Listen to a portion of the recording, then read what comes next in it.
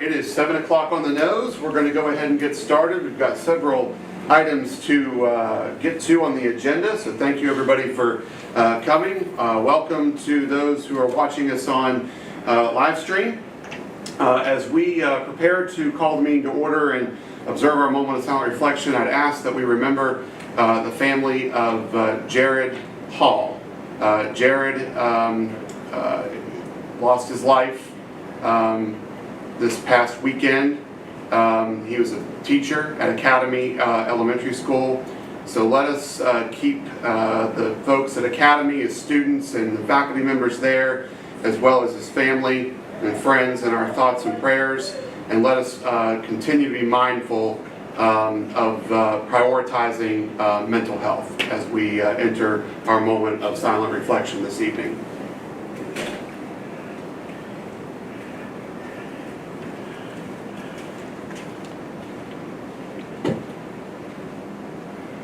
Thank you very much. Saved your legs tonight. Appreciate that. I pledge allegiance to the flag of the United States of America and to the republic for which it stands, one nation, under God, indivisible, with liberty and justice for all.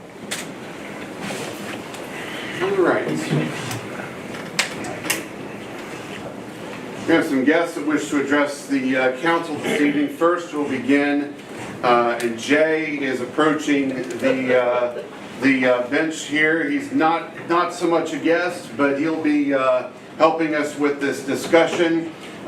We have Dale Hatfield, I believe, on the phone with us. And as you recall, last meeting we tabled this discussion to get some additional information regarding the FEMA Flood Mitigation Assistance SWIFT Current Program. And council, if it's okay with you, at the conclusion of Dale's remarks and Jay's remarks, and after we've had our questions, I'd like for us to go ahead and have F1 on the table for us to make a decision on while Mr. Hatfield is joining us on the phone. So, Mr. Hatfield, if you can hear us, welcome, and Jay, hello. Thank you, Mayor. You get everything right on the head. I'm going to turn this over to Dale Hatfield with the West Virginia Emergency Management Division to talk about the SWIFT current program a little bit more in detail, and then answer some questions that were tabled from 2 weeks ago. So, Dale, whenever you're ready, you may go ahead. Thank you, Jay. Can everyone hear me okay? Yes, sir. Yep. Yes. Okay, great. Yes, my name is Dale Hatfield. I work for West Virginia EMD, and I appreciate the council letting me speak this evening, and for Jay for setting this up. I work with Jay on the generator projects in Buckhannon. I think there are 3 or 4 structures that are really in play with the SWIFT current in Buckhannon. West Virginia is eligible for $10 million across the state for structures that are on that severe repetitive loss or the repetitive loss list. And the applications for this, the deadline, the soft deadlines to the state is May 3rd, which is very close, but it can extend beyond that. The completed applications have to be submitted to FEMA by June 29th, and there will be no extensions on that deadline. So participants in this project have to be current NFIP policy holders. And if they're not holders any longer, or if Buckhannon can't make the deadline, those folks are eligible, given their history and their location in the floodplain, for future funding. But under the SWIFT current, they would have to be current policy holders. So the mitigation types, there's acquisition, demolition, and relocation of structures. And I've been told that the council, the community may not be too keen on doing acquisition, demolition, or relocation, and that's fine. The project, the program is voluntary for participant, the folks who are on the list that have paid out numerous times their insurance policy from being repetitively flooded, but it's also voluntary for the community, so the community does not have to do anything at all, or it can choose the type of mitigation it wants to pursue. So if you want me just to go past acquisition, demolition, and relocation, the other 2 that are really viable that would keep folks in the community is something called elevation. And that's when the structure is physically lifted above the base flood elevation. And depending on how high above the base flood elevation, it's according to the community ordinance. Jay would know more about that than I would. There has to be a feasibility study to determine if the structure can withstand being elevated. Oftentimes, structures that have been repetitively flooded cannot withstand being elevated. As far as a benefit cost, there's a convoluted benefit cost program, but there's also a pre-calculated benefit so that if the structure to elevate it is below $205,000, then it is cost beneficial. The owner has to keep flood insurance for the life of the property, even though it'll be much reduced since the house will now be elevated.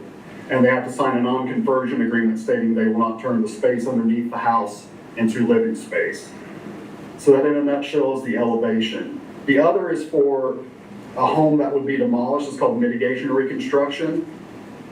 So if the house's foundation has been compromised, damaged to where it can't be elevated, and this is also for homes that have been destroyed in a flood, they can demolish the structure and build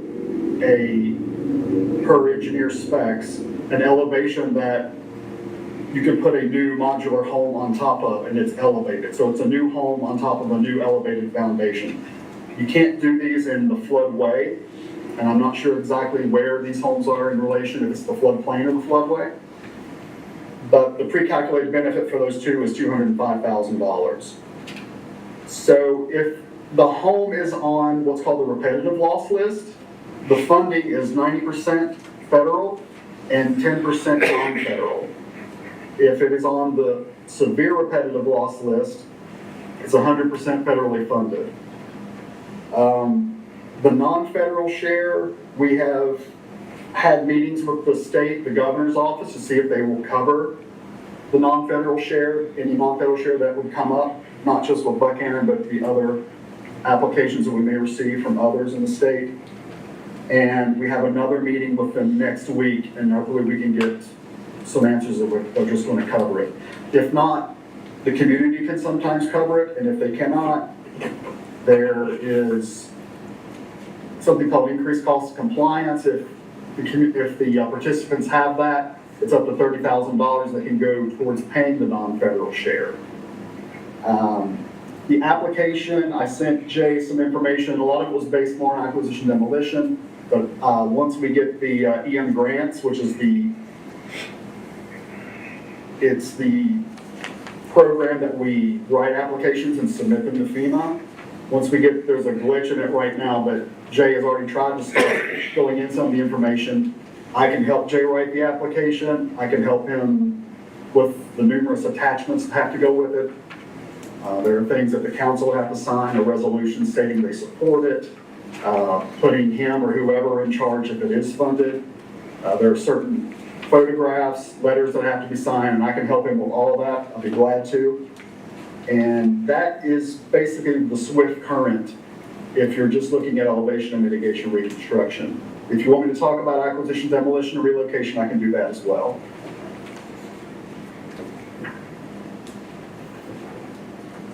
Any questions from council members? Mr. Hatfield, Dave McCauley, inquiring with you.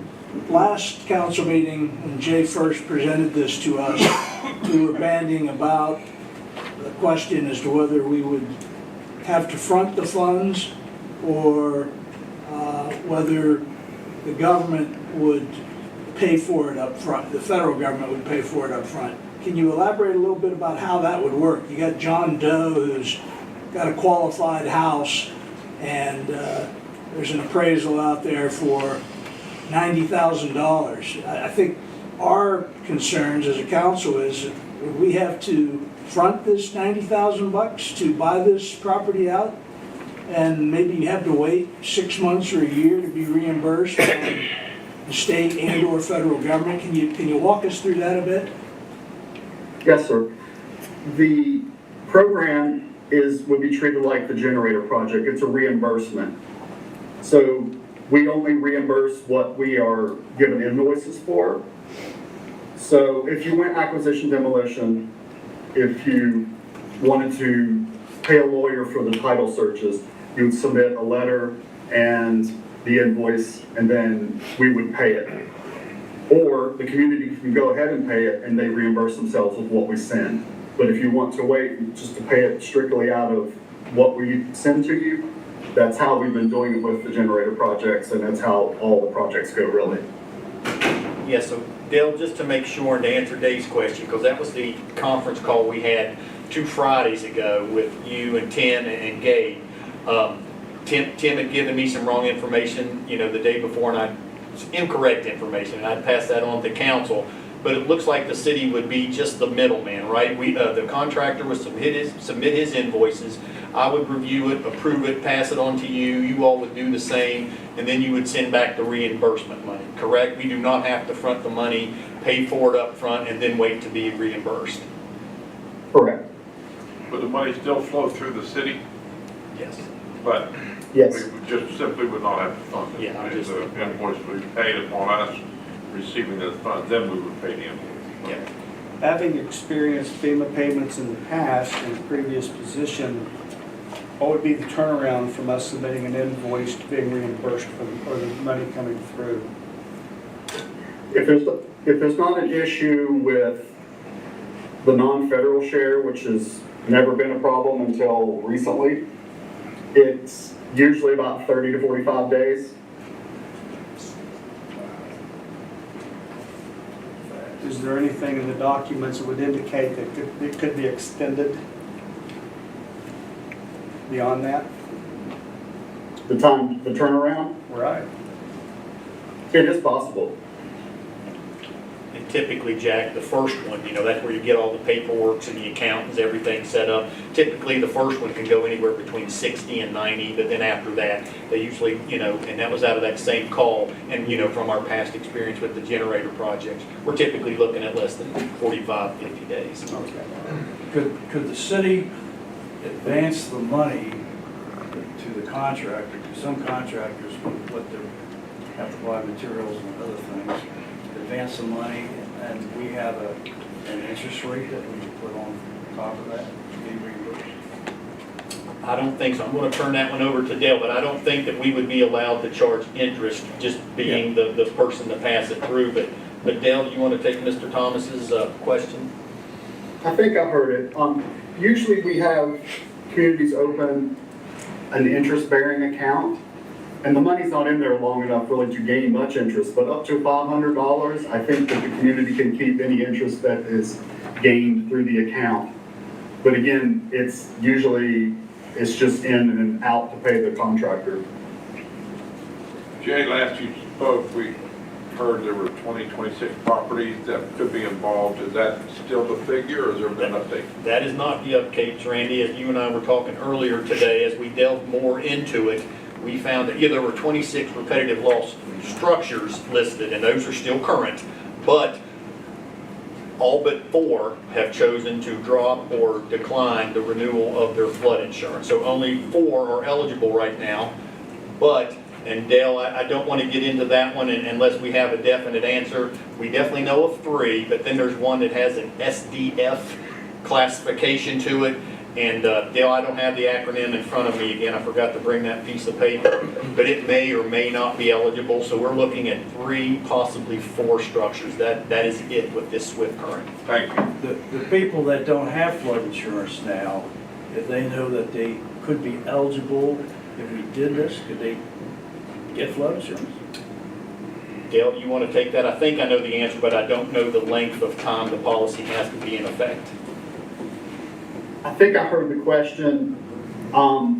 If they do not have current insurance, they're not eligible, but they are eligible for the same type of program through a different funding source. When those So if monies, there are people that you're interested in having acquired or elevated or torn down and built up, they can still be funded through future funding sources that are not SWIFT. I think what Mr. Thomas was asking is, can they, if they're not currently insured, can they buy flood insurance and then be eligible for this program? I'm sorry.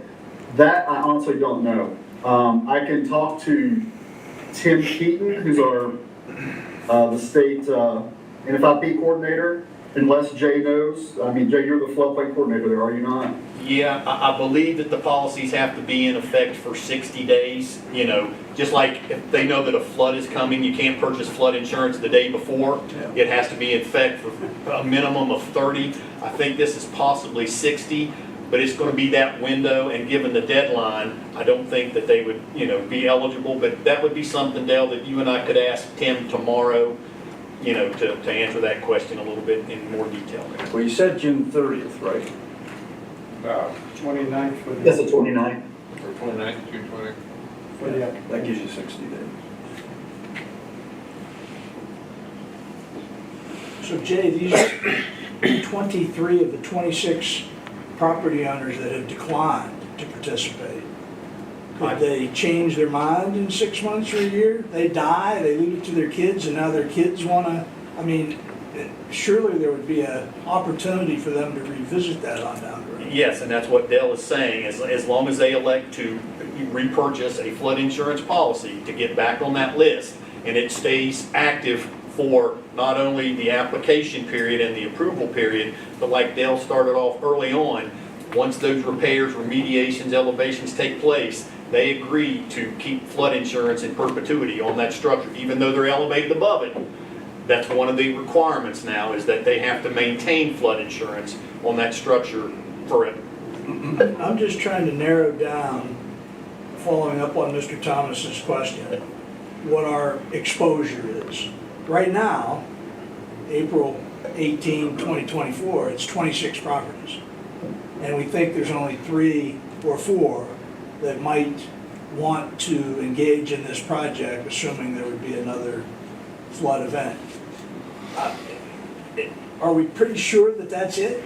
That is it. You know, Andy was here before but we've tracked the floods. I've tracked them as part of this requirement since 1979 back, and that list of 26 is all that we have. That's what, you know, they had flood insurances at one time, and or they had significant damages that they were eligible at the time of the 96, the 2000, and the 2002 HMGP grants. Yeah, we mitigated several of them with either buyouts or, and then we started going to elevations because the city didn't want to keep demoing everything and then take over those properties and take care of them. So I think we elevated 18, I believe 18 houses in that time period.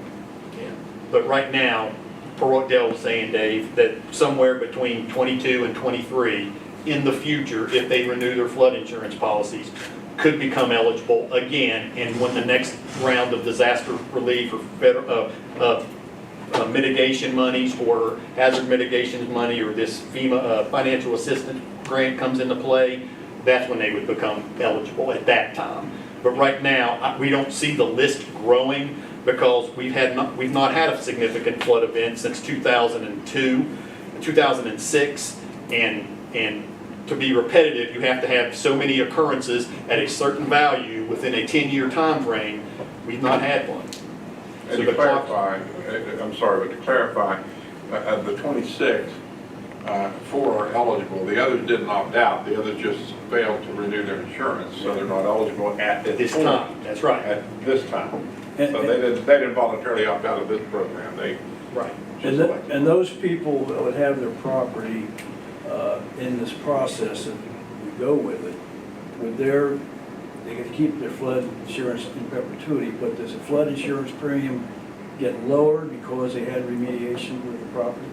That's up to the individual agencies themselves, but typically that's a yes, Dave, because they go from a negative rating, i.e. they're in the floodplain, to they have to be elevated to a minimum of 1.5 feet above the floodplain. I'm going to recommend 2, because as the mayor could tell you, the difference between a 1-foot rating and a 2-foot rating, they will round you down. So you won't get the benefit just because you're halfway in between. I would recommend, even though it's not in the ordinance now, it's recommended at 1.5 feet, I would recommend a minimum elevation of 2 feet above the floodplain so that all the policyholders could take a benefit of that additional 1 foot of decreased insurance policy, annual premiums.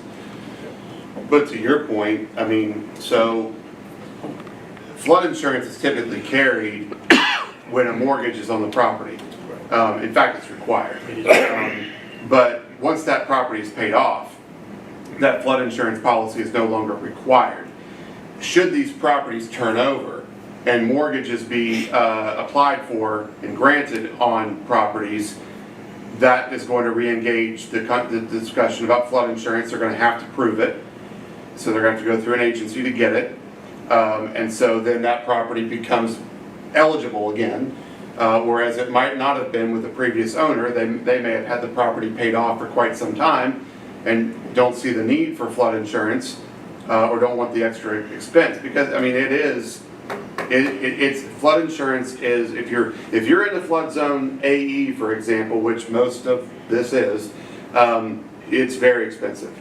Now there are private insurers that have, taken some of the premium down, but still rates are set through FEMA in general, and it is an expensive endeavor which is why it's so developmentally prohibitive. We at the Development Authority we entertain ideas all the time about development around our community, but if any of the property is in the flood zone, that developer is automatically like, I don't know that I want to. Goodbye. Yeah, they're not interested. So.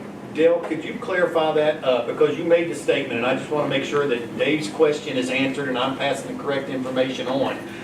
If that particular property owner at the time of remediation signs the agreement, he has to agree to carry flood insurance in perpetuity.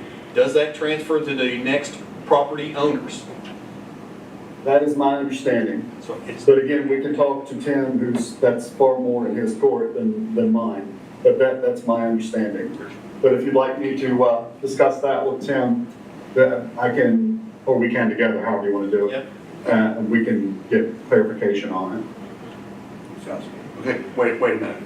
Insurance isn't transferable. So a policy will end, a new policy will begin. Right. So what are you saying? Are you saying that if the property is eligible and insured now, when we enter this program, it is forever eligible regardless of flood insurance? No, what I'm saying is that my understanding is that that structure has to keep flood insurance. I got, But- so, The owner has to apply and be. I got caught up on it because, I mean, it's not transferable, so that's what I got caught At up all on. But it is required. even though it's elevated, and typically that takes you out of the floodplain, you have to maintain Gotcha. insurance for the life of the structure, Okay. whoever owns it. Gotcha, okay. Okay. So what would happen if there was a default on a mortgage and there's a foreclosure? What would happen if the party goes bankrupt and there's a sale in the bankruptcy court? I'm just Gotta hoaxing get up with- these They gotta keep legal. it insured. Whoever, I would think whoever picks it up, if the city were to pick it up, we'd have to keep the flood insurance on it. So there would be a document that would contain this covenant that would run with the land, that would be recorded, so that future bona fide purchasers would be put on notice as to this. And Amy can tell you with the non-conversion agreements, those are all of those FEMA elevation project structures or the demo structures, those non-conversion agreements came into play. You can only make it green space or a park if you demo it, or you can have the elevated basement or the bottom floor, but it can only be used for storage and parking. And those are attached to the deeds, and they carry on. It still remains wild to me that a tornado can go through a town in Alabama 16 times and they can rebuild. A hurricane can crash into the coast every single year and they can rebuild.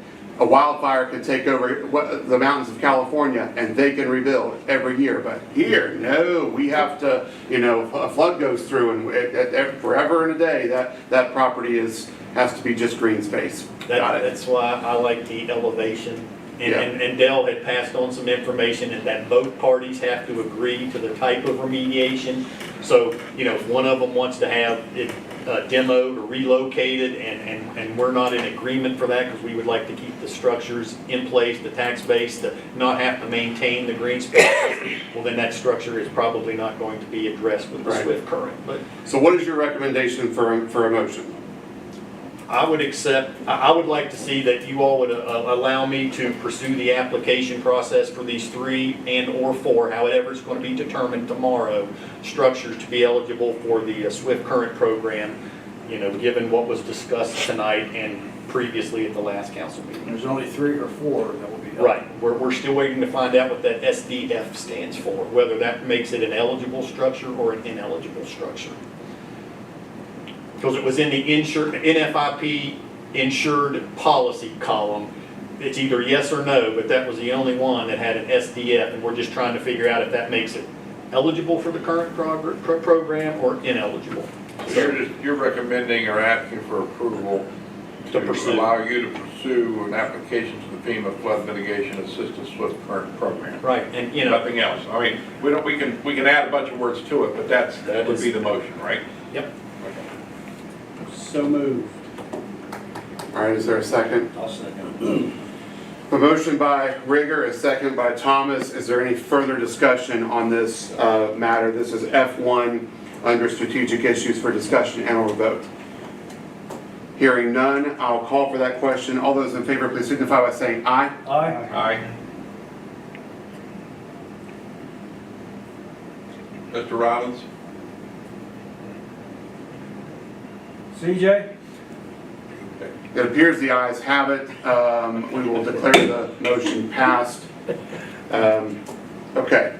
Dale, thank you for your time. Yes, Dale, thank you for joining us this evening. Thank you, Dale. Jay, thank Thank you. you all, appreciate you very much, thank you.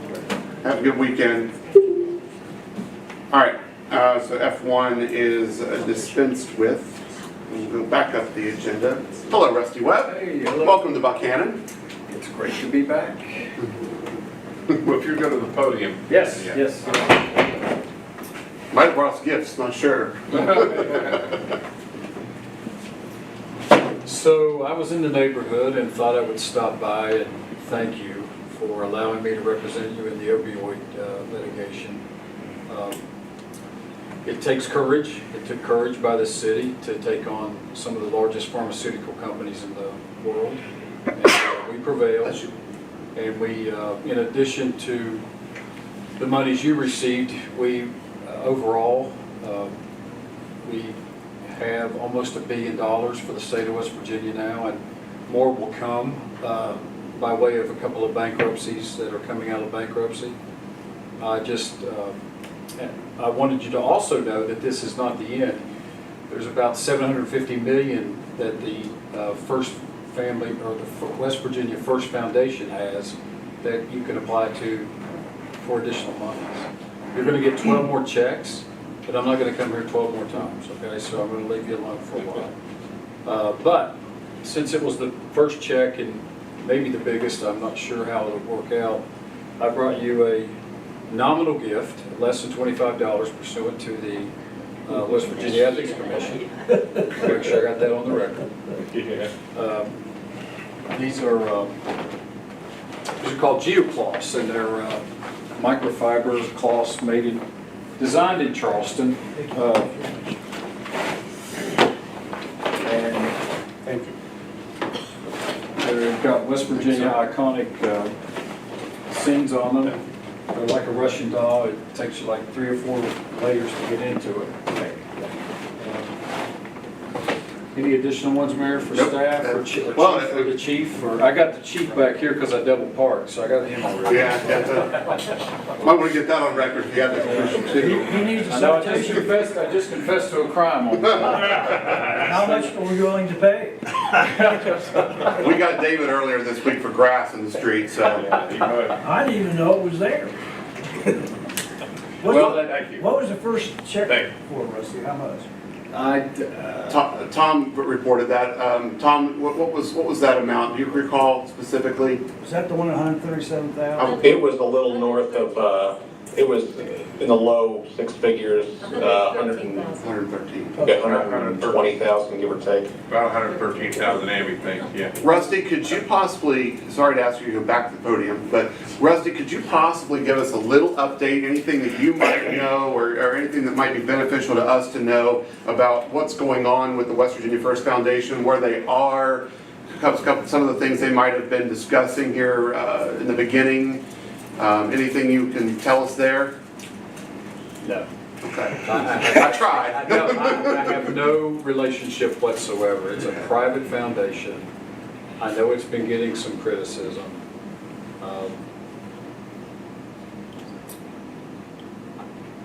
I think you No, just, it's fine. I think like a new city council, you have to organize yourself first before you can start doing the people's business. So Mhm. I have, that's all I'll say. Well, you're assuming city council to get organized.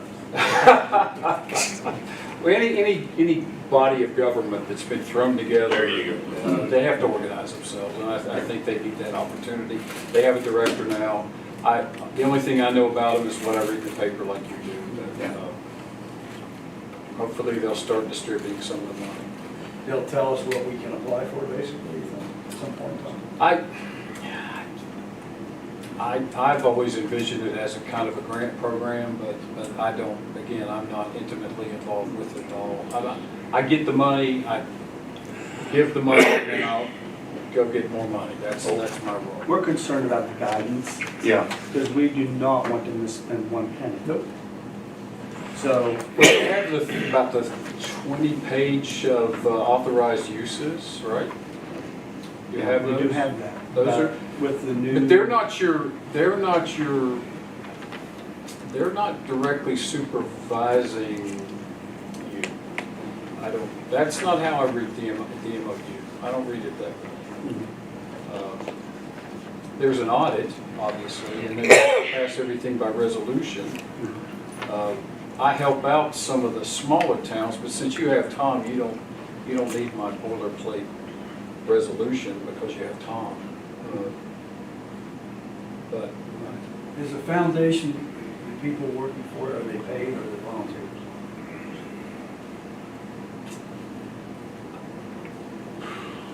I know they were appointed Yeah, I think by, we're getting they were appointed by regions, 6 regions, and Yeah. the governor appointed 5.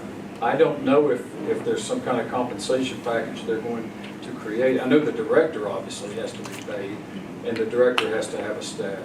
And I share your concerns. That's one of the reasons, you don't want to go through the state of West Virginia, because there's so much bureaucracy. That's Right. that's why the Attorney General created the private foundation, because he didn't want it to go through the state, because he didn't want to go through the DHHR, because of all the bureaucracy, and I'll leave it at that as well. I'll talk to you in executive session anytime you want Putting you on to. a spot. I have to Yeah. pick and choose my words. I'm just here to. We appreciate you Yeah, we stopping do. by. We do, Yeah. thank you. You're on tape with anything you say, so. David, we are in Region 4 out of 6, and that's just our number. And we are in a very large geographic region that extends it's basically the WBOY TV footprint. It's north central West Virginia, that from Morgantown to exit 99 and across Route 33 and across Route 50 out toward Parkersburg. And so I think one of the concerns that I think we've talked about is that we know a lot of the emphasis is going to be placed on who Morgantown wants, who Fairmont wants, who Clarksburg, Bridgeport wants, because that's where the population is. Sure.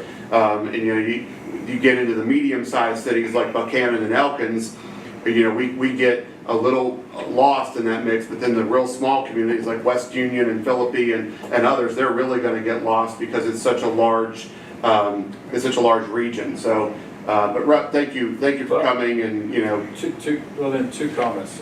One is, I know that the Attorney General, he has no direct supervision. But I know that he encourages triage. Worst places first, Yeah. just like an ER, okay?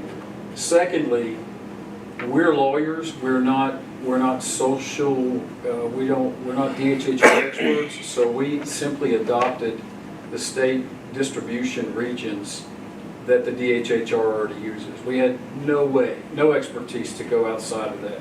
Mhm. So if you have an issue with those regions, it's the DHHR Yeah. setup. So that's Yeah. how we came up. yeah, we didn't pick our region, we were put in it, so. Yeah.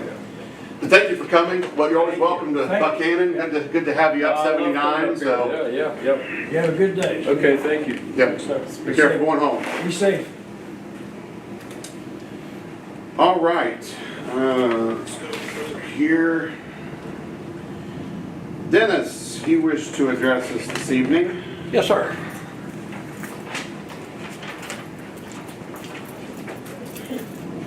Thank you for letting me stand up here and bend your ears.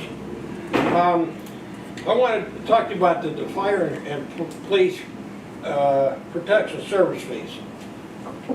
My name is Dennis Cordes. I'm a resident. I'm a service-connected disabled veteran. I'm on fixed income. Normally, a person in my position would say, please hold off.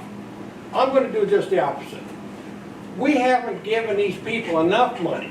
I'm 100% in favor of raising them to whatever it is you recommended last time, or in the ordinance that hasn't quite been adopted yet. Please give that to them. I'm totally in favor of that. And I think I'm done. Thank you. Thank you. Thank you. Thank you. Thank you. We agree with it. Thanks. Thanks. I do just want to clarify one thing. We appreciate your remarks, Dennis, but our fire and police departments have never gone without. Our general fund has very well supported our fire and police departments. In fact, our budget session will reflect that nearly 57% of our general fund monies go to public safety, and that combines our police and fire. So what this does is help to relax some of the general fund responsibility that it has been placed under to fund the fire and police. We're just bringing those fees closer to helping to pay for those departments than they are now. General fund will still be supplementing those departments, but I just want to make sure that the public understands we have not been shortchanging our police and fire departments. Both departments. Right. I just want to make sure. I don't want anybody to like to think that we've been holding out on them. I mean, I've been aware for a long time that the city is financing the two departments adequately, at least. Yeah, our police department sits around 1.6 million in contribution and resource. Our fire department sits around 1.4 million in resource. So they're both very well. Citizens, I'd like to help out too. Right. I support two or three other things out of my water bill. I'm more than happy to increase my share of the fire and police fees. We appreciate it. Sure. Thank you. You're welcome. Okay. Brian.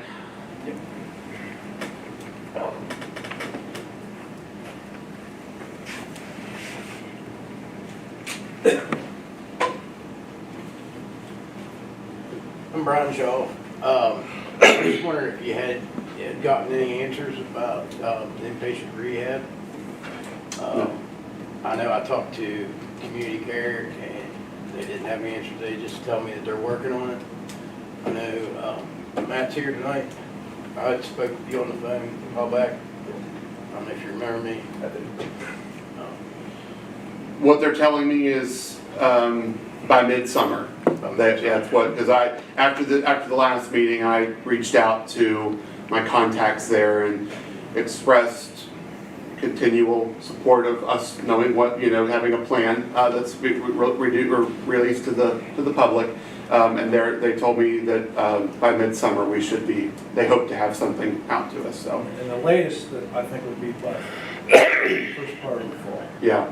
So they're still working through, because again, that Community Care owns the property. A third party called West Care, it will be the tenant of that and the operator of the facility. So they're all working together, and the property is still being renovated to retrofit what they'd like to do with it. So that there's a lot of moving parts that they're trying to get together to formulate the exact plan before they issue it to the public. And I understand that. It's just it's become, because of our small town nature, it's become pretty close to being the worst kept secret in town. Yeah, I noticed. Yeah. So one of my conversations with them back in January, February timeframe is they were still under the impression that no one knew. I'm like, that's not the case. I get asked about it all the time. Everybody knows or thinks they know what's going to happen at that facility. So, yeah, they're still working, and we do not have anything further than what we had last time. Yeah. And they have 17 other facilities in other states, if I recall. Well, to community, West Care, yes. West Care. Mhm, yeah. Well, that's pretty much what I got. Okay. Thank you. All right, When we have more to say, you'll find out. Thank you. Jacob, do you wish to speak? I had the same questions he was asking, so you guys already covered it. Thank you, though. Thank you for coming. Thanks for coming. All right, since we've got Megan on the phone, we want to go ahead and bring up. Okay, is that okay with council? We have a caller on the phone, Megan Smith, who is calling in regard to F6 on the agenda. Megan, can you hear us? Yes. Okay, great. So F6 on the agenda, I'd like to advance that we bring that to the table for discussion. It is a request from her to amend permitted uses in our R1, which is our most strict residential zone, which is labeled as single-family residential districts, to be able to include and allow for Airbnb rental. So Megan, the floor is yours if you'd like to state your claim and case for this change to council. Yes.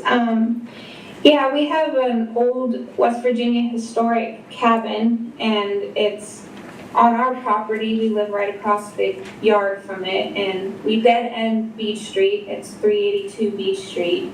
And around us, we have 5 acres. There's only 4 other neighbors on our street. The one neighbor closest to us has a rental right now, and before that it was a yoga studio. But yeah, we inherited the cabin not too long ago, and we would like to have some sort of activity in there to not let it deteriorate away.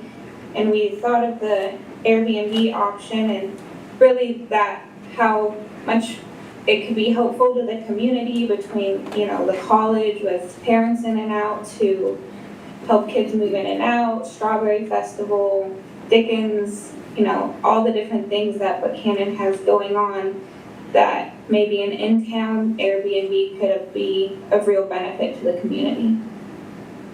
Okay, thank you.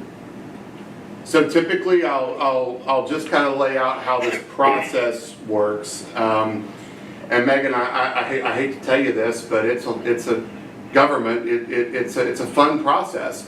But so here's how this typically goes. You've made in written form a request to City Council.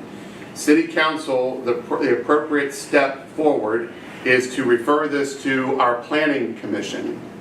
Planning Commission is a committee. It's a board of City Council. It is appointed by City Council. It's a mixture of council members. In fact, it has 2 council members on it, and then it also has members of the community who live within the city limits, who are appointed board members of the Planning Commission. This would be referred to them for their deliberation. They would hold a public hearing on this because although you have lots of acreage around you, and this works for you specifically, there may be folks that live within the other area of our R1, which extends to quite a big swath of the west side of Buckhannon. They may not feel so inclined because they may not want this right next door to them. So we are required to hold a public hearing about it, where folks can come and say yay or nay. Planning Commission will then make a decision to refer this back to City Council in either a yes, we think City Council should go ahead and approve this request to change, and then we would work with our city attorney to change our zoning ordinance, which would require readings.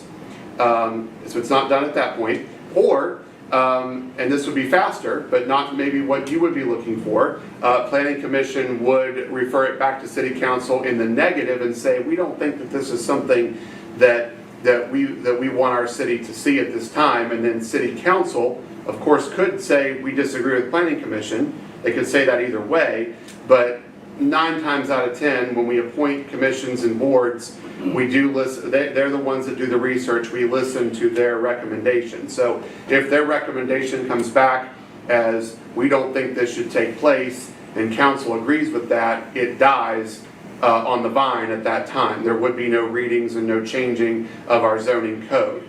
If council, if it comes back in the affirmative and council agrees with that, then we would work with our city attorney on the ordinance language to make that possible. Does that make sense? Yes. Makes So, sense to me in as my far mind, but I know it's a lot, so. It's a 4 to 5 month process. It is, it's a lot. So you're not, like, so tonight, like, we're sitting here on April 18th, so you're gonna miss Strawberry Festival, you're gonna miss college and high school graduation, you're gonna miss the barbecue bash, you're gonna miss 4th of July, and it's just because of this very long process that is just, we're bound by state code, we're bound by our ordinance structure that a lot of times adopts state code to follow the due process to give everyone that lives in R1 the ability to be able to have a say in, do we want this or do we not? So that's it. Mr. McCauley is very, very correct. It is a long process. Okay, so on our end of things, it's basically, we don't have to do anything at this time, it just goes from here with you guys? Correct. So this evening, if council is so inclined to do so. Now, council can, if council, technically, if council completely disagrees with it right now, council can say, we don't want to do this and we strike it. But, if council is so inclined to refer this to the Planning Commission, a Planning Commission meeting will then be set up and you will then be notified, as will everyone in that zone, will be notified that they have the ability to come and speak to Planning Commission, similar to how you did this evening, just to state your case as to why you are in favor of or against the proposition, and then it'll go through the process that we outlined before. So, correct. You don't need to do anything. You've brought it to council. Council is hearing it tonight, and it is on the agenda for discussion and or vote to move it forward or not. So that's where we are. I would like to comment on it. Sure. Having bed and breakfast experience, we've lost the Governor's Inn, that's now our residence. So there's a bed and breakfast that's gone.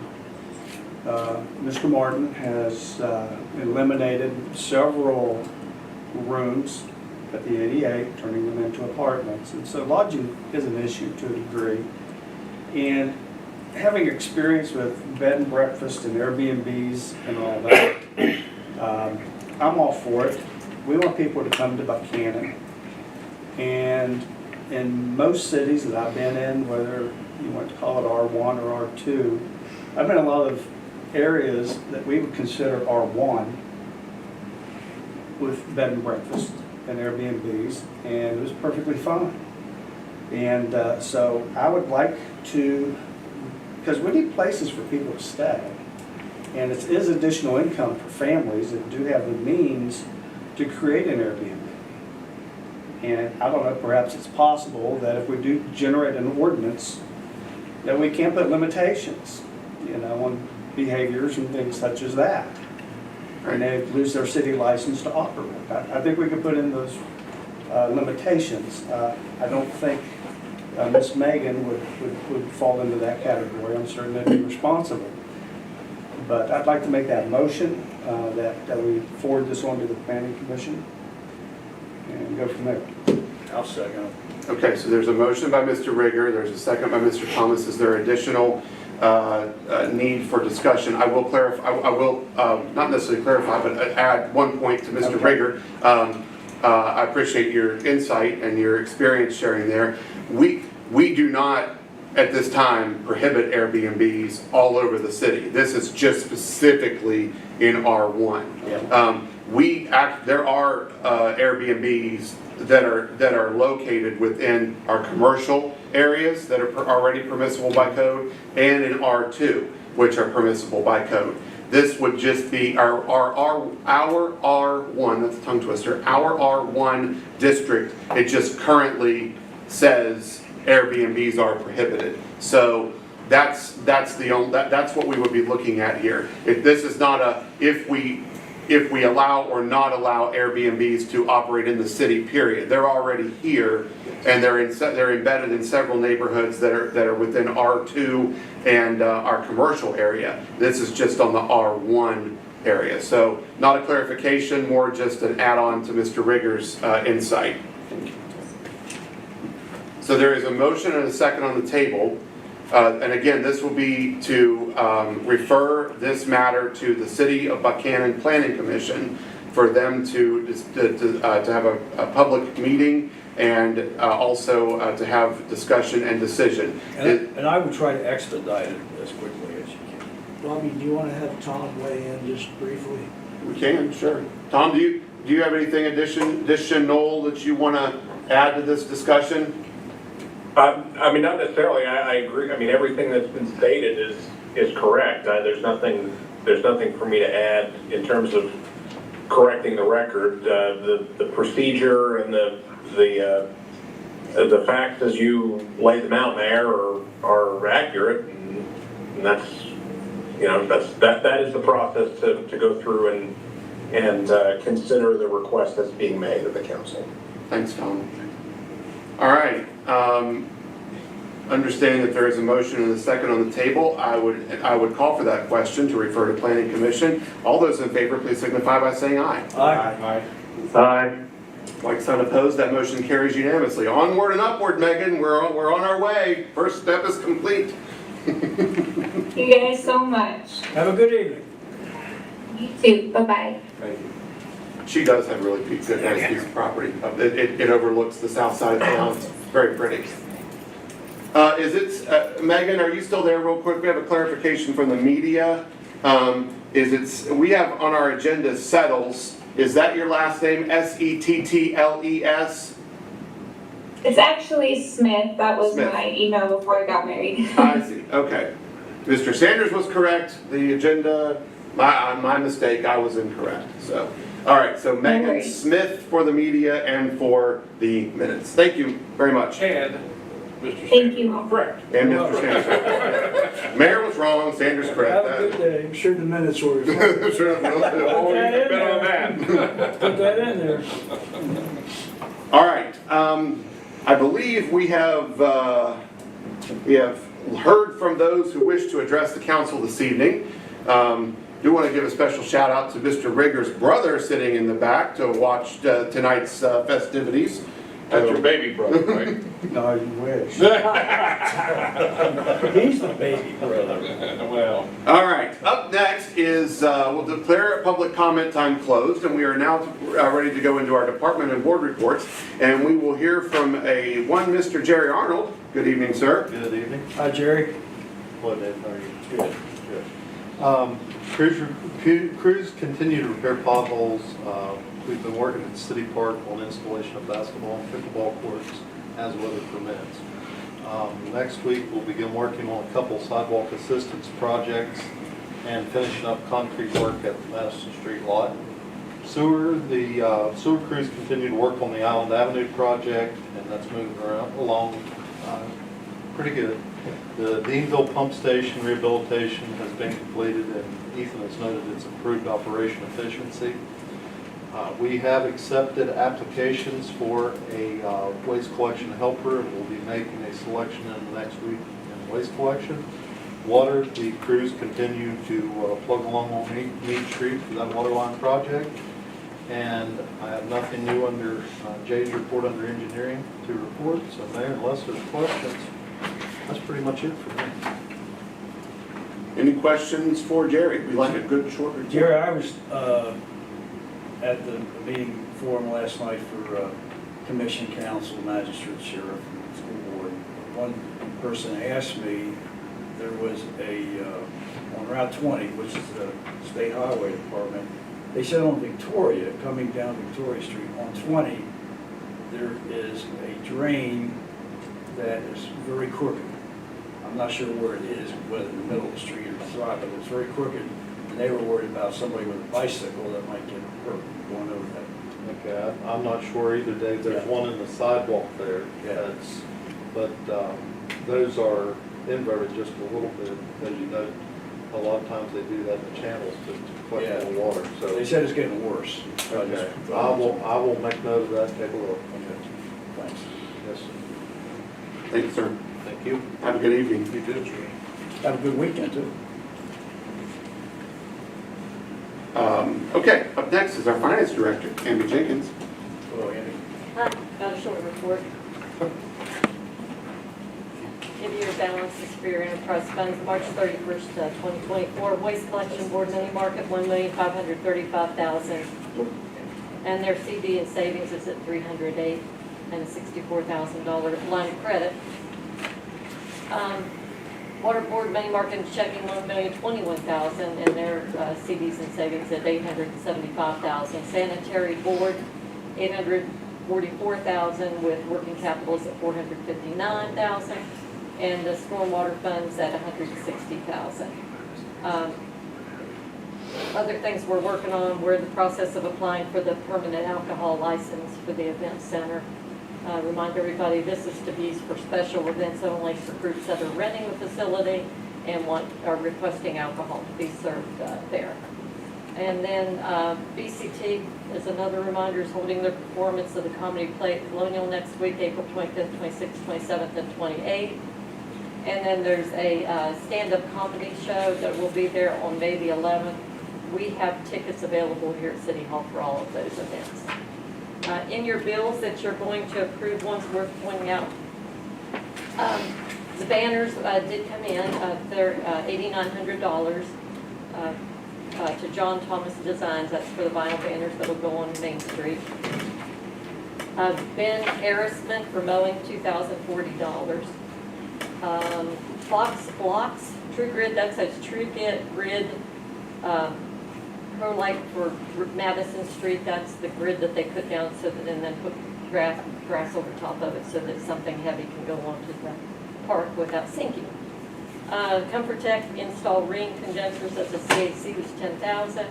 Roselle Enterprises grade, lot, and divert water at the PSC for $7,500. That's all I have. Can I follow up on, and Jerry, I should have done this when you were up, but Amy mentioned the purchase of the grid that goes into Madison Street property, is that Yes. correct? When will that be installed? Prior to? Well, we were hoping prior to, Randy, but that's dependent on weather, and it hasn't been too kind to us here of late, rainy weather day. Okay, Because again, we have to put down some compost, and then we'll put that True Grid in, and then get the grass reestablished. And as you know, we're only a month out from festival. Yeah. And then after festival, we have a barbecue bash in June, so. but wouldn't the grass be torn up anyway? No, If once it's established, that True Grid is in and that grass is established, so it will not rut. Okay. You know, we've proven that in Jawbone. True. It will stand up. Now, if you have repetitive traffic on it, you know, driving on it, for instance, that's all right, I can get up. If you have repetitive traffic on it, you know, if we were driving in the park every day for a week, then it's gonna, of course, beat the grass down and kill it, but, no, it will not. But having said that, then we could incur some more damage this season. My personal recommendation, I wanted to get it in before, I wanted to finish that lot up. That was my goal. But realistically, I think that with a month out at the Strawberry Festival, I think it's realistic to say we're not going to do that. So yes, Yeah, we're going to because have some ruts to contend with between the carnival and barbecue bash. And then as soon as the barbecue bash is over, then we establish the grass and get that treated. Which would still be in time for it to grass, the whole catch all before fall and all that. Yes, Okay. yes. That's Probably best. That is what is really, it's really difficult in scheduling Yeah. because of our Strawberry Festival every spring. That's the time we really want to get grass started, is in the spring, and we can in those areas that we have to set festivals Sure. because of that. So, Okay, thanks, Jerry. yes, sir. Thanks, Andy. Andy, I have a question. Andy. With next meeting, could you, either next meeting or meeting after that, could you tell us what, with the CDs over 5% now, could you tell us what the cumulative impact is on an annual basis with that compared to 2 years, 3 years ago? Actually, I worked on CDs this week, and I was gonna bring back a request to move some more funds with some CDs that had expired, and then I wanted, at low interest rates, to move, because I have to ask you to be able to move those. Can we make that motion that was low interest rate CDs, you move it to a higher rate CD? That's what I was gonna bring. It's not on the agenda. I was gonna bring that before you at the next council. Well, I sure hate to lose the interest rate. You're only talking 3 weeks. Okay. Well, I'm greedy with this. All right, thank you, Andy. Okay. I'm going to invoke Chair's prerogative for a moment. Tom is not with us in person tonight because he's feeling a little bit under the weather. I'm going to go ahead, if it's okay with you all, while we have under C4 with Tom O'Neill, I'm going to go ahead and read the 2 ordinances that we have under strategic issues for discussion and or vote by caption. And then Tom is here if you have any questions. And then we'll go ahead, I'd like to go ahead and bring both F4 and 5 to the table. If we could go ahead and do that, that would be, I think that would help Tom out. Sure.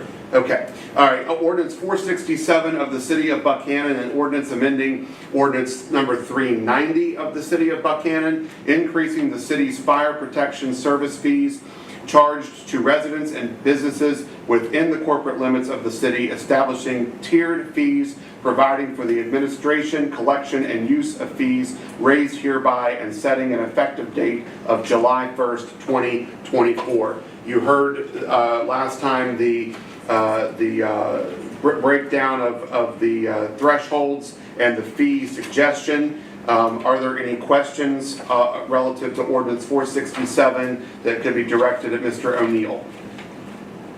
I made that motion last council meeting, and I will do that again.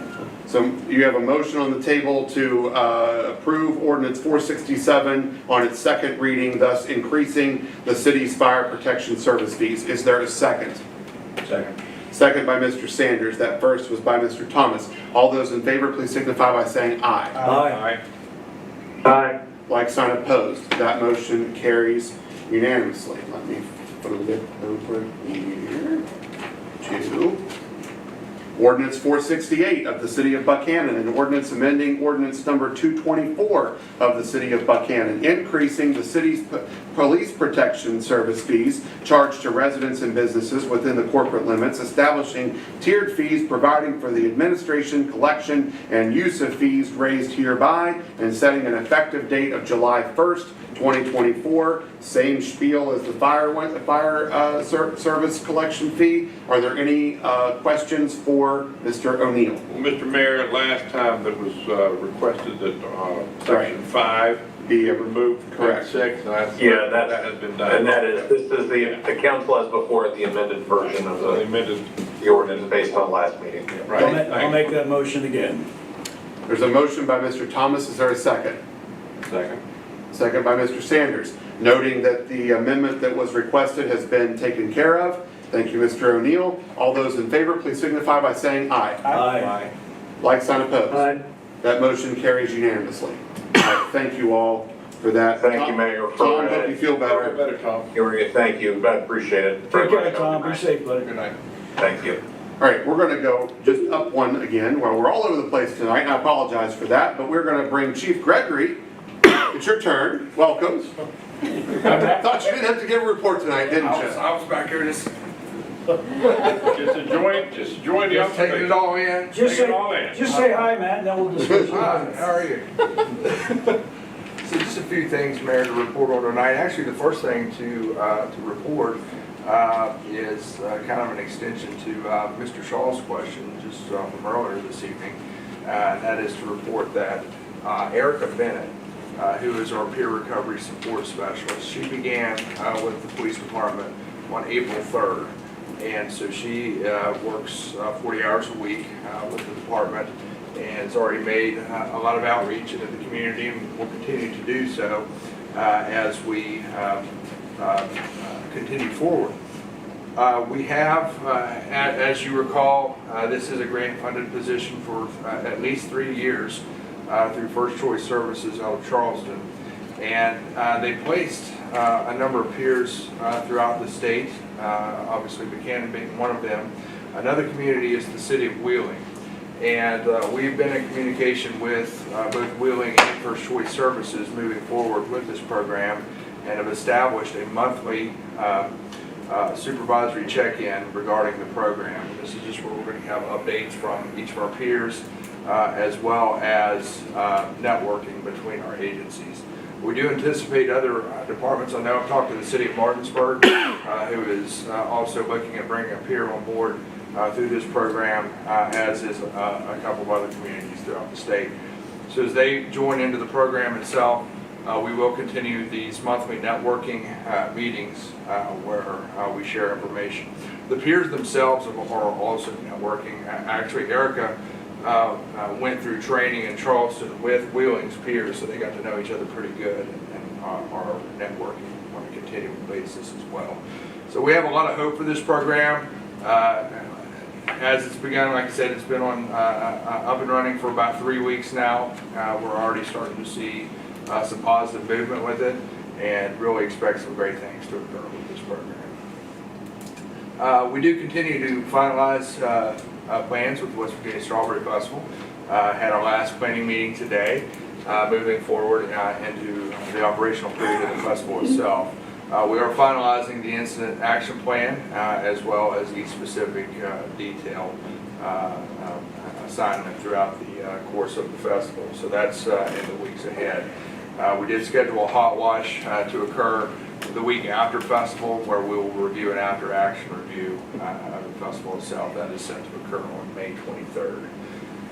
I mentioned this last time that we're in the process of revising some of our policies consistent with the updating of the CLIA standards manual. That policy update is complete, and we are anticipating meeting with the policy review committee next week on April 25th to review these changes, at which time the updated policies will be uploaded into Power DMS and reviewed with BPD staff. And then, Mayor, the final thing that I have, testing for entry-level position for the Buckhannon Police Department will occur on Saturday, April 27th, where both the physical agility test and the written test will occur on that date, at which time we anticipate having a top 3 list to bring forward to council for interview at that time. And that's all I have, unless there's questions. Thanks, Matt.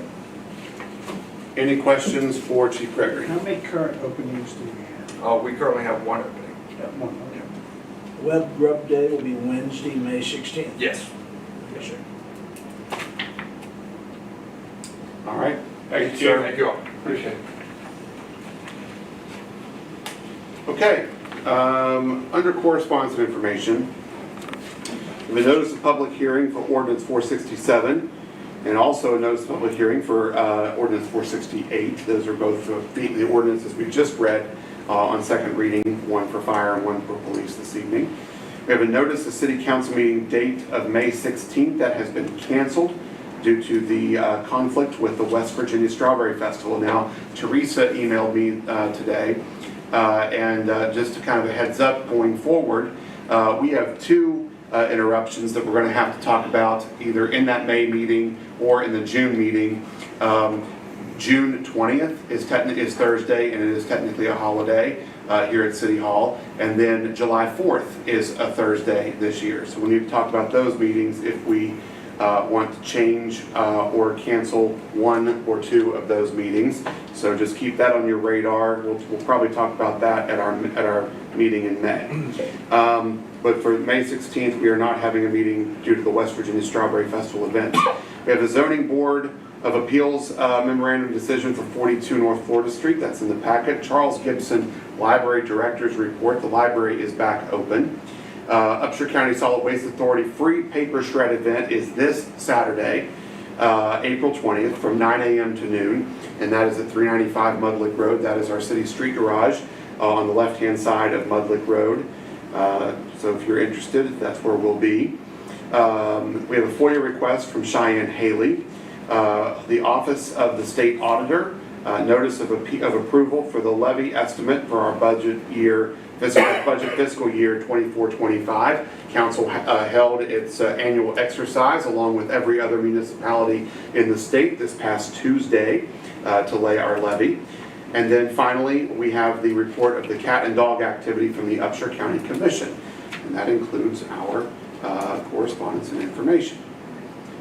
Under the consent agenda, Mr. Rigger, are we good? Do we need to, do you have anything out there we need I to? went through it, we're good. Okay, good. All right. So the consent agenda includes the approval of our minutes from 4/4 and then the lay the levy on 4/16. And then we have the approval of our building and wiring permits and the approval of the payment of our bills. I'd entertain a motion that we approve the consent agenda as presented. So moved.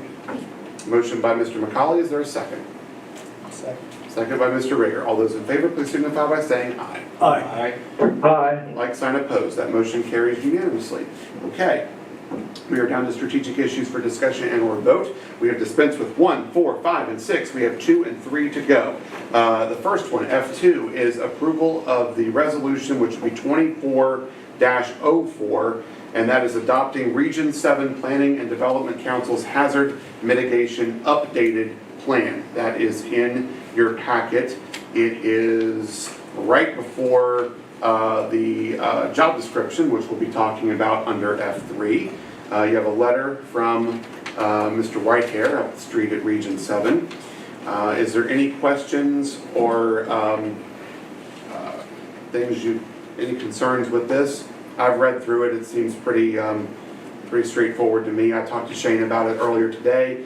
This is very consistent with every other municipality within Region 7. Make a motion, we approve. All right, we have a motion by Mr. Sanders. Is there a second? Second. Second by Mr. Rigger. All those in favor signify by saying aye. Aye. Aye. Aye. Like sign opposed. That motion carries unanimously.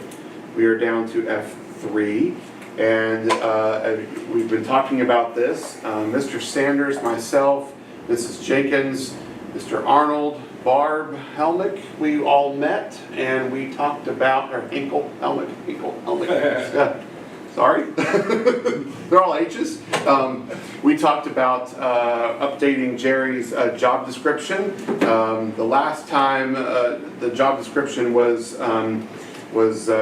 talked about was when Jerry was bestowed the job upon him when Mr. McCauley served as mayor. And so we made a few changes and updates that we'd like to present to council this evening. Not a lot that we changed. We just there were some similar bullet points that we were able to combine into one singular bullet point. But you see the job description before you. We would like to get the approval tonight from City Council to begin advertising for said job, because Jerry, as he has indicated to us, is going to be out the door officially in about a year from now. But with his vacation, he has the ability to skip out on us, but sometime between Thanksgiving and Christmas. So if we want to get somebody in here to do some shadowing of Jerry, we do need to act on this sooner rather than later so that we can get a good candidate hired and getting ready to service as we move forward into the next generation. I will move to approve this, but I would like to have some discussion on at least one element of it. Okay, so there is a motion on the floor to approve it, or just to get on the table. Is there a second? There's a second by Mr. Sanders. Now the discussion is open. Go ahead, Dave. We've had issues in the past, this transcends my time as mayor, it goes all the way back to the 80s, 90s, where we would run into situations where employees of a particular board would be making more salary-wise than the person who was in charge.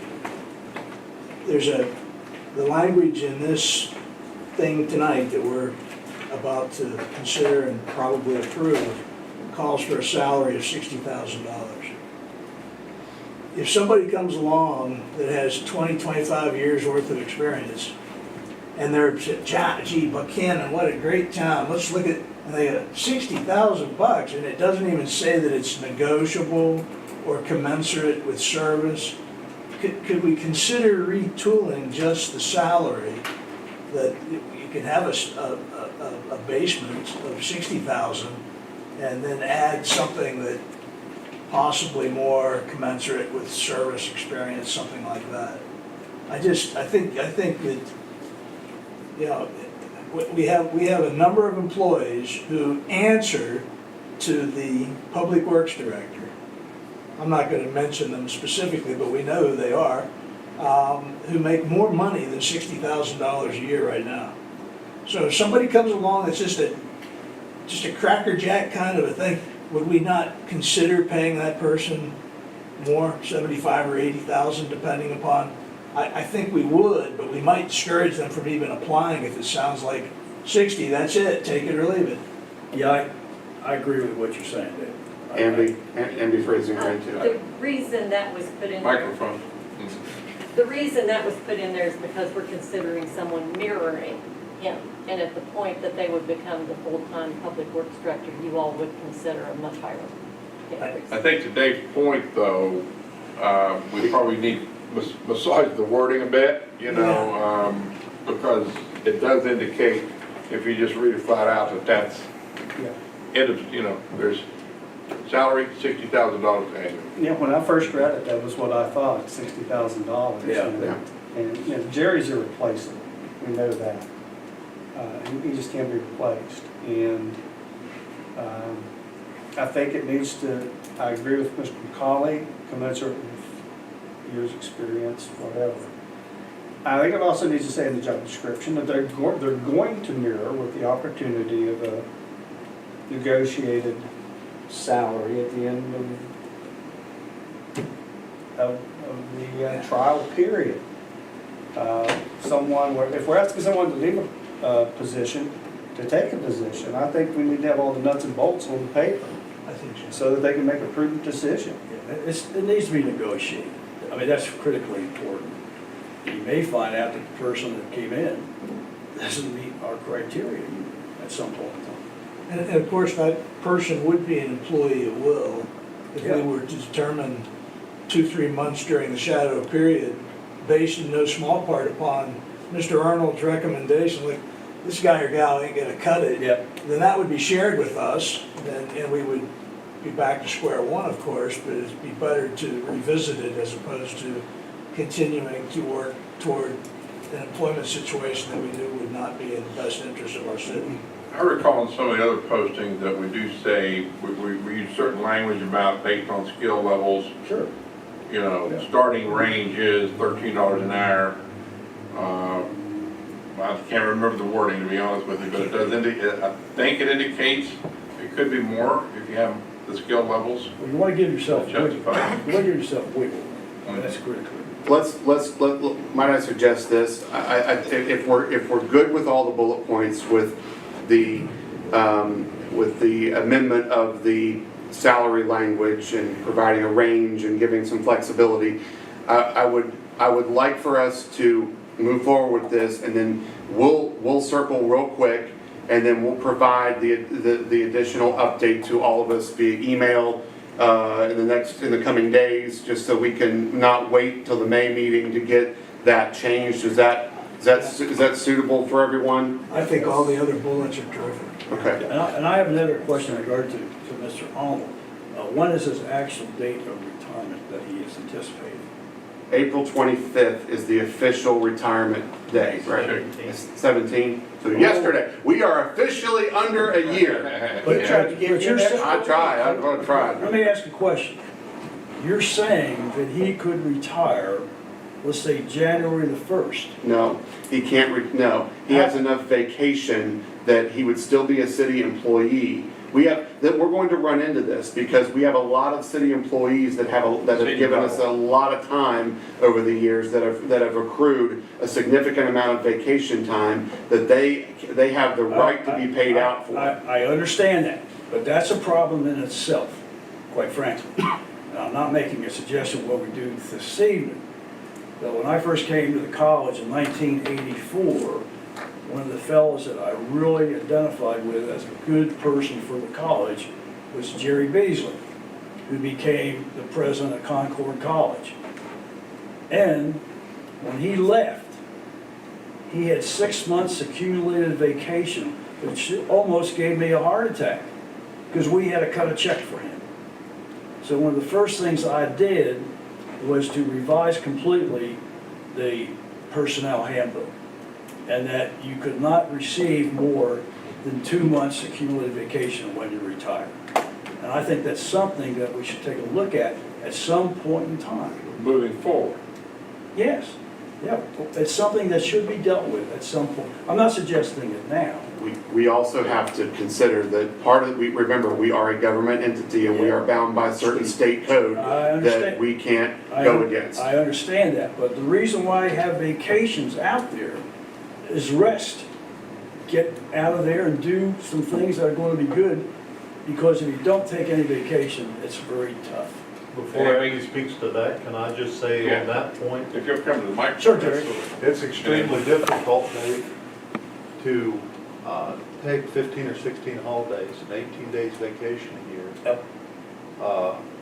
You know, for rest from the job and still Do your job. do the job at a level that's expected of you. I understand that. So there again, you know, I understand what you're saying, but it is very difficult to rest in this job. Yeah, but maybe what we need to look at some point in time, and this is not being critical of anybody here at all, is maybe we are understaffed to some degree.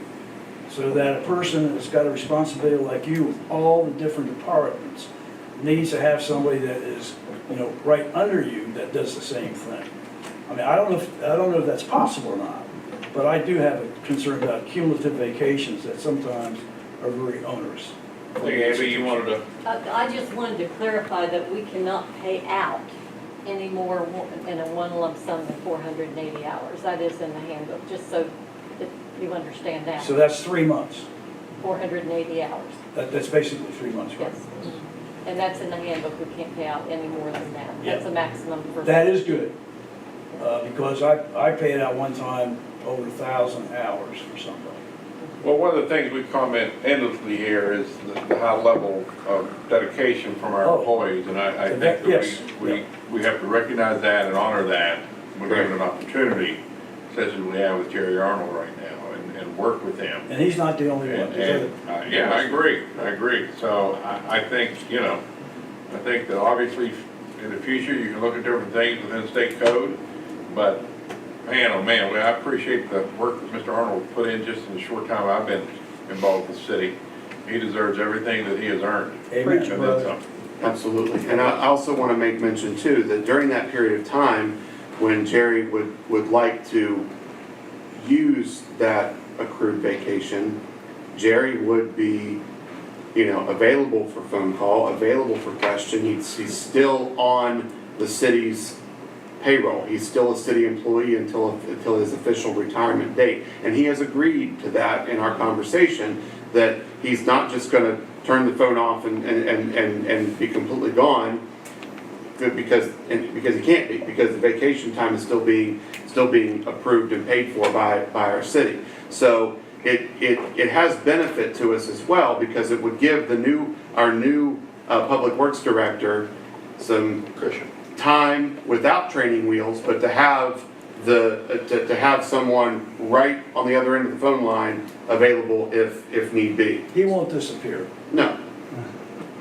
So. You don't know that, David. All right, so. Not to belabor this. It's easier for him to disappear from me. You started out by reminding us how time sensitive this is. And it's going to be sometime in May before we're even going to be able to start interviewing people who may respond to our ad. And that doesn't leave us any, there's not a whole lot of room or Right. leeway there. So let's do it.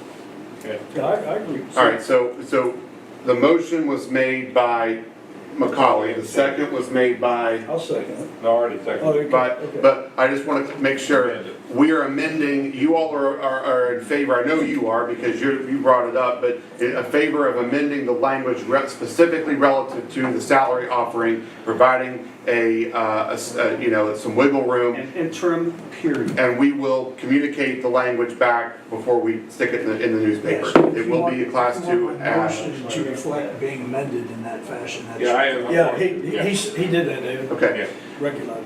all those in favor signify by saying aye. Aye. Aye. Motion carries unanimously. All right, we are down to council comments and announcements. With the absence of Mrs. Bucklew, we have Mr. Macaulay. Just want to remind our constituents out there who may be watching,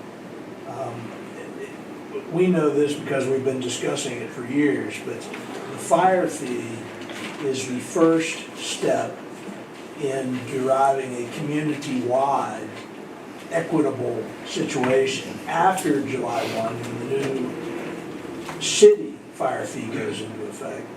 Very soon thereafter, we will be entertaining a first due fee, which applies to the Upshur County residents outside of the city of Buckhannon, but in the first due fire area. So there's more to come on that on down the pike. This is just the first step. So I don't want our city residents to be looking at, okay, 3 out of 4, 2 out of 3, whatever it is, calls are outside the city. And now the city residents are going to pay even more money so that the city can continue to go even more outside the city limits. We're catching up with this on down the pike. Correct. The fire department has the same responsibility to go to the first due as they do to the inside. Correct. And that is why we're going to ask for a first due increase, period. And it should be at least equal to, but you can go up to 150% of what's in the city, if I recall. Yeah. Okay, That's all I got. thank you, sir. Mr. Rigger. Now, I want to comment and thank Jerry Arnold for the excellent thoroughfare of Cary Way. I have not been hindered or threatened with a head-on collision since the paint has gone down. People appear to be abiding by the directions painted on the road, and for that, Jerry, I am thankful. Our contractor, Jack. Well, hey, you Thank you for guided making that call. You guided it. Now, the Airbnb, I sincerely hope the planning commission takes the Airbnb for R1. I'd love to see that approved because we don't have enough beds in this town. And we mentioned Wesleyan and high school graduation, Strawberry Festival, barbecue bash. We need a place for beds for heads, you know, and we want the people to come to our town and have a place to go. Heads for beds. Either way, beds for heads, heads for beds, one of the two, whatever it is. And I think it's important. And again, I want these 3 gentlemen, thank you for coming. And believe me, this council is aware of your concerns. And as we get the guidance that we need, we're going to do the right thing with the resources that we have. But we are concerned about guidance. I want you to understand that. And we want to encumber every penny in an appropriate manner for the best good. I appreciate that. Yeah, well stated, thank you, sir. Mr. Thomas. I appreciate what David brought up as the first due. I think that's very important for us to look at in the near future. I am going to write a letter for the next council meeting, and I'll be talking to all the council that I have been on the council since 2004. And I think it's time, way past time, to give a very modest increase to the newly elected council members along with the mayor.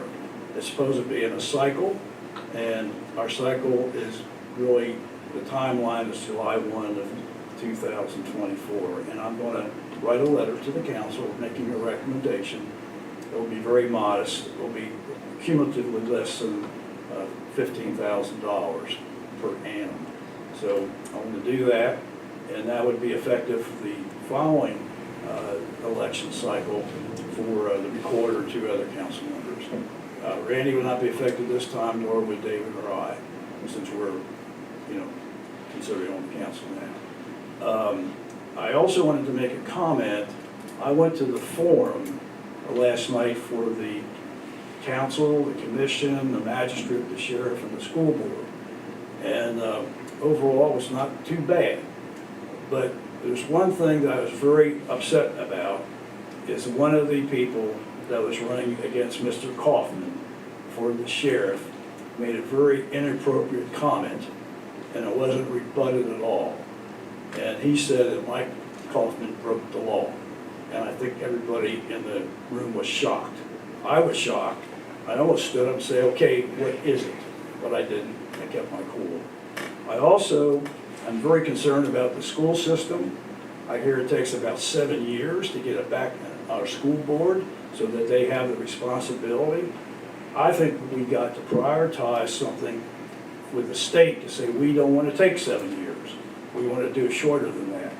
And one thing that I have learned, I don't know if it's true or not, but I'm going to check on it, is that Bridgeport has got a system where they're trying to get cell phones out of the school itself, or at least the classes. And we have a problem with that in our system. So I think there's a lot of things that we can do as a community, as parents, as individuals, to help the members of the school board. And I heard you can't ask a question at a school board meeting. Well, I'll probably end up in jail in a month or 2, and you can bail me out. But I think as taxpayers, we've got to be able to ask questions. That is inappropriate. So Dave, the board members are not allowed to ask questions. How about- The public can. So I can ask a question. You have to sign in as a delegation, just as you do here. Okay, I'll do that. You'll go with it? I gotta get somebody to go with me, I won't be able to find them. Well, I'm not gonna bail you out of jail, Dave. Oh, I don't care. All right, thank you, sir. Mr. Rylands? I have nothing. Mr. Sanders? To follow up on the mention of the forum from last evening. To follow up on the forum of last evening, I would encourage all residents who were not able to attend or who haven't viewed the forum as of yet to do so online.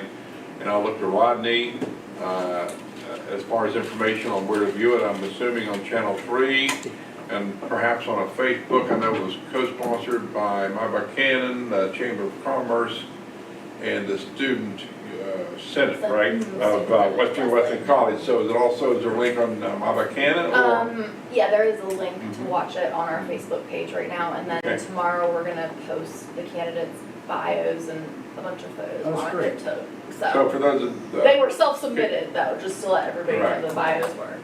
Self-submitted, correct? Right, so it was like, Right. we didn't write them or anything. So yeah, that's gonna be all up tomorrow, but on our Facebook page there is a link. Or if you go on YouTube on your Channel 3, is it under live, or it'll just come up if you just go to Channel 3 Buckhannon. Yeah, if you Google search Channel 3 Buckhannon. Buckhannon, yeah, definitely. Google have search Channel 3 Buckhannon. I think it's vitally important for folks to, to watch the forum. Yep. Because you can look at all the printed material that is out there. You can look at ads. I was in the marketing business in several, well, my basic living was made in marketing of live events. But I was also hired to create images for other people, other companies, and so on and so forth. So when it comes to any kind of marketing, images are created, and they're shown, and paid advertising is purchased, and things are done. But to hear from the candidates themselves, to look at their composure, to look at their confidence, to look at their knowledge of what it is that they're running for. Obviously, we're going to be filling we're filling 3 seats here. There are 3 individuals running for county, or for city council. We have 2 incumbents. Mr. Rollins is elected not to run. So we will ultimately at least have 1 new and perhaps 3 new council members here. There's several candidates running for the seats. So I would encourage the citizens to watch the actual candidates themselves. Nothing is better. Nothing shows you their level of expertise and their level of confidence than to really watch them with their own words, their own presentation, their own actions. So, please, Dave, Go ahead. okay. I know you're anxious to, you go ahead. I just thought, are they going to have another forum? No. Because last time, 2 years ago, we did 2 forums. One at No. the college and one at the AA. No. Okay. All right, so I'll finish. So, I just encourage folks to do that because it's just so vitally important. I'll tell you what it is I'll deliver. A management and PR firm can do nice ads and so forth, but I'll tell you what I'll deliver. So please watch that for every race that was represented in the forum last evening. Watch it, make up your mind then, and cast the vote that you feel is the best that you can cast. Okay, David, I'm finished. So that's it. I So just if you have anything else to say, go ahead. Do you need The anything only else? thing else I had to say is I appreciate all the employees. They're very dedicated. Yes, thank you. And it's like a family. Okay, that's it. All right, thanks, sir. This upcoming week, we'll have a Parks and Recreation Board meeting. We will be visiting the park on site, and when I say the park, the city park, you might have noticed a lot of work's being done at the city park. Yes, the basketball court is gone. No, it is not gone forever. We are building a full regulation size court. The one that was there was not regulation size, it was smaller. The asphalt had waned and a lot of cracks and water had gotten into it, so it wasn't even. Our city had done the best it could to maintain it over the years, but we have a brand new basketball court coming. We also have pickleball coming to the city park. We have new lighting coming in, paved road network in the park, a new pavilion that will be built on the lower level near the parking lot to allow for better accessibility for handicap and ADA. We've redone the pavilion. We have had volunteers, I should say, completely redid the former Rotary Pavilion up in the wooded part of the park. We have a brand new drainage system that's going in on the western edge of the park. Jerry Arnold and Andrew Loudon and Caleb and all the city employees that are with our street department have been doing an excellent job up there, making our park shine again. So thank you all especially to Jerry and to our street crew for everything that they've done on our park. And again, the Parks and Rec Board will meet up there at the park physically this Wednesday night to continue seeing the progress and provide any additional input that the board members may have. And we thank the Consolidated Public Works Board and the City Council for allocating the funds to overhaul the city park and soon to be the River Trail area, and then also North Buckhannon Riverfront Park. So we have a lot of exciting things coming to our public spaces. That's all I have this evening. Thank you all again for joining us. Thank you to those who are watching on TV for joining us. I echo what my colleagues say. Please watch the candidate forum. Educate yourselves before you head to the ballot box. We are less than a month away from the election, and it is important for our community, state, and nation. So with that, at 8:38, I entertain a motion that we adjourn. All right.